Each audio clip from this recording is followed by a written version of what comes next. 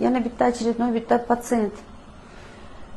Nima demoqchiman? 14 yosh bola 2 yildan beri glukofash ichadi, 500 dozadan ichadi.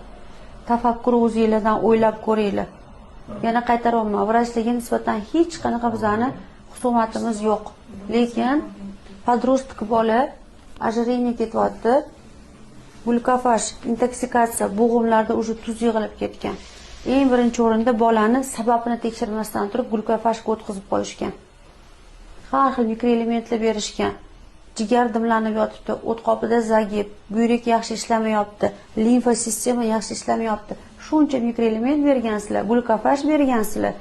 Yana bilmayman qancha nima preparatlar ichib tashagan bu bola. Yaqinroq olib keling, bolani holati. 14 yosh bola. Qaranglar buni. Jigar dimlanib, jigarga zaharlanish ketyapti, intoksikatsiya organizmda. Polni zaharlanish. Birinchi o'rinda